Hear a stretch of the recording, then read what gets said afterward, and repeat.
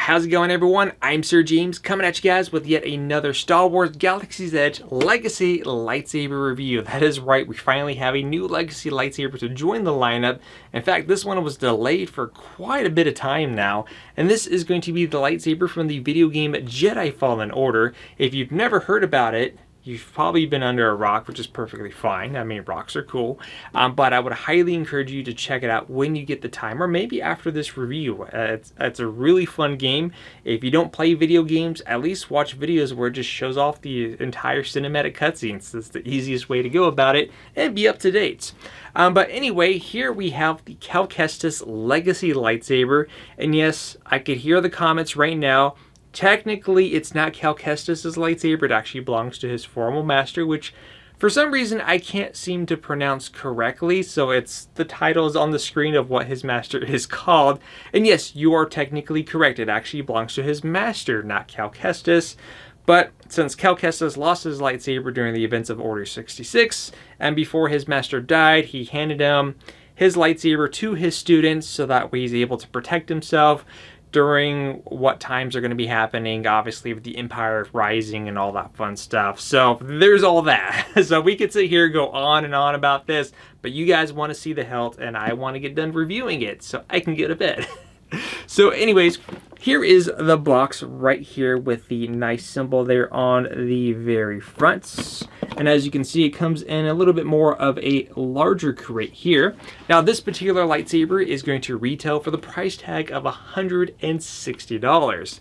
And a little bit of a cool fact about this, if you actually buy two of them, which unfortunately I did not, but wait, I actually did.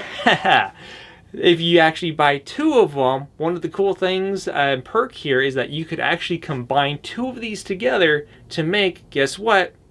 Well, you can already guess, a double-bladed lightsaber. You could make it into its formal glory before it was damaged during the events of Order 66.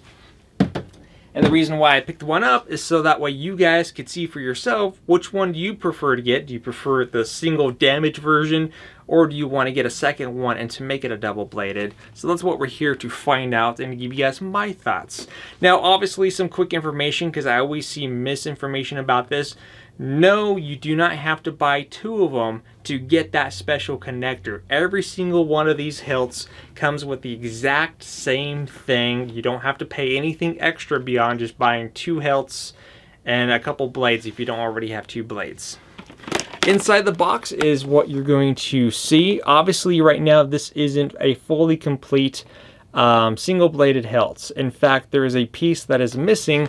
That's because that extra piece is, guess what, underneath the packaging. I know a lot of people seem to miss this for some reason, but it's right underneath here. So let me go ahead and kind of get everything out of the way. So again, we have the body. And underneath all that is stuff falling off. So first off, here is the damaged portion, if you guys were kind of curious. And in fact, I like the fact that they actually did the damaged portion. My biggest concern was how were they going to do this, especially with these sections here. And my guess was they're probably going to do some kind of soft rubber, which is exactly what they did with this black section. So it's not like a really sharp edge, so you can't really cut yourself on that.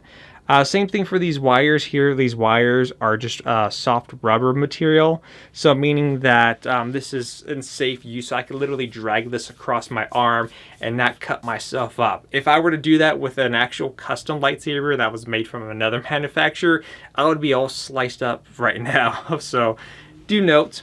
But out of the box, you're going to see it looking like this. In order for you to connect this piece, you're going to have to disconnect the connector right here. So I'm going to go ahead and do that right now. But we are going to need the connector a little bit later on. Put you there and simply connect this like so.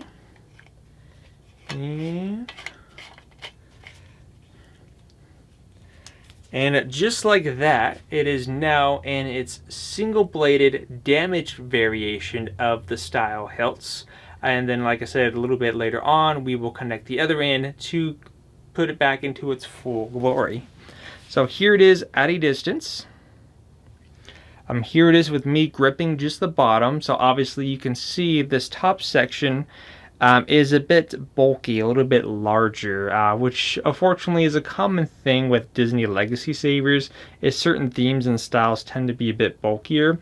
Now obviously the counter argument that people are going to have is saying, well, since technically this belonged to his master, who is a much larger character, then having this kind of being a little bit oversized makes sense. However, if you play the video game, you've seen this hilt in Kestis' hands plenty of times, and there's definitely a big size difference between how this looks in my hand versus how it looks in the in-game version, if you will. So again, Star Wars fans are always going to go back and forth between this one, so I'm just kind of letting you guys know on it. Also, another thing to note here is that on the other side, you actually do have a cover tech wheel that's located in the emitter section. And this is going to be your on and off switch right here, right next to the orange sticker. Flip it up to turn it on, flip it down to turn it off.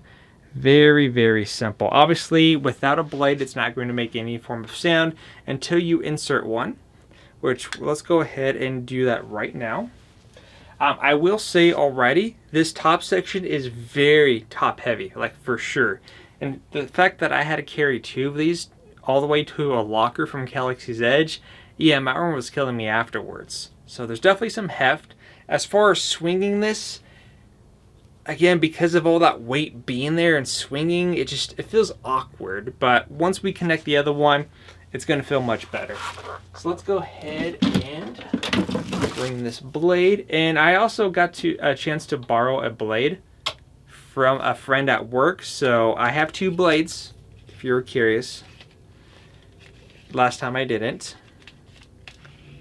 Okay, for some reason this does not want to go in. There you go. So obviously when you insert your blade, push down and twist, and then you can go ahead and activate. So as you can see, we are getting a blue light here.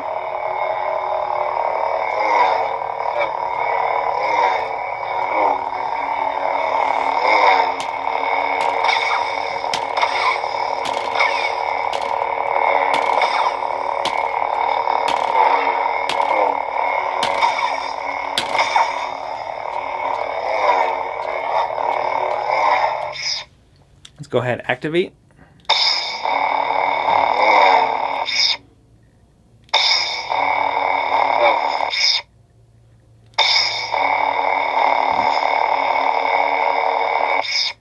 Go ahead and turn the light back on for you guys. So obviously, electronics are basically going to be the same as they are. Sometimes the hit detection on some of these tend to be a little bit better than others, but it's always random per saber. But other than that, you're not going to have anything crazy like smooth swing or whatever the case may be.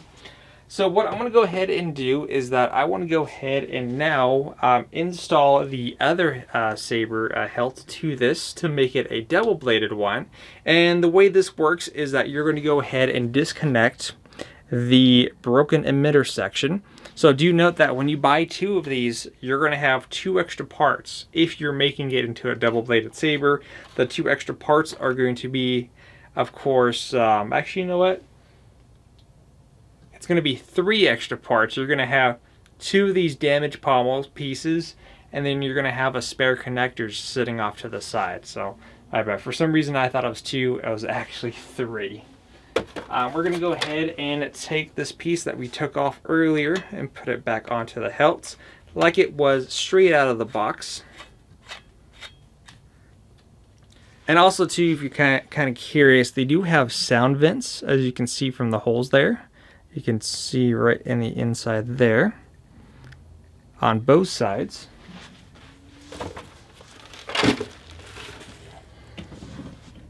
Alright. And then we have our second one. And just like before, we are going to have to disconnect that connector piece since we already have one on the hilts. And bring the 2 pieces together. and simply screw them on. Now, if the pieces don't align right away, you could just do that little bit of extra tightening, and then everything should line up fine. Unlike some of the previous hilts, like the Darth Maul, for example, where you had a tool on the inside to adjust how the connector works, here you don't have that at all. It's just the two pieces hollow that screws in, and as you can see, there's no like slot for a special tool or anything like that, so you don't have to worry about any of that whatsoever. And of course, plenty of sound holes for ventilation as well. But once you have everything lined up to your satisfaction, you are now going to be presented with a, well, how it's meant to be as a double-bladed lightsaber, fully intact, undamaged. So the events of Order 66 have yet to occur. And this thing does have some weight. Just holding it like this is putting a strain on my arm for sure. Like I said, it's very heavy on this end, very heavy on the other. But when it's connected like this, there tends to be a sense of balance. I mean, I could probably sit here for a little bit of time trying to balancing it. But you kind of get the idea here. But man, oh man, this would be a workout just trying to swing this around with two blades in it for sure. And I could only imagine how difficult this would be just to have this clipped onto your belt. Because I've had a heavy lightsaber attached to the belt clip on a belt, and it's a weird feeling because all the weight is tugging on that one side, so your belt is at a weird slant, and it's just the most uncomfortable feeling ever. So something I probably wouldn't attach to. I mean, again, you can. It's got the cover tech wheels right there, but it's just, I don't know, with all that weight, it'd just be better off carrying it, to be 100% honest. Be a little bit more comfortable. But let me go ahead and install two of the blades. I'm not really going to attempt to swing this, to be honest, just because it's so much of a pain to do so. But just so you can see it. And plus, these blades, one's like a 36-inch, the other one's like a 32. So I'm working with what I got. So let's go ahead and now turn on both and to see if there's a much improvement over the audio's volume than it was as a single-bladed one.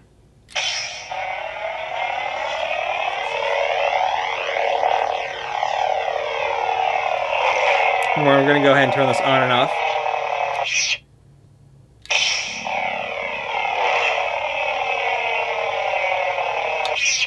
And then one at a time.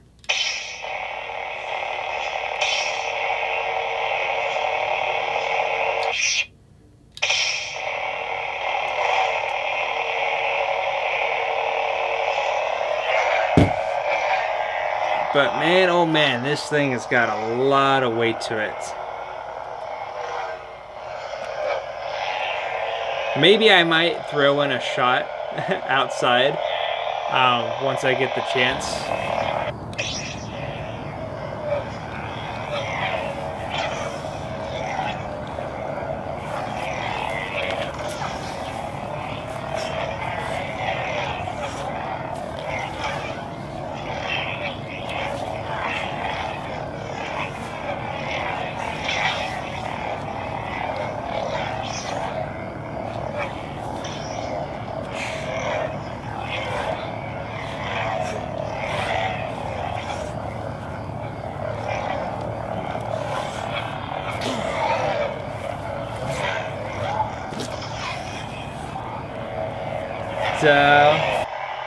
Yeah, I mean, honestly, the way I see it, let me go ahead and turn on this light again.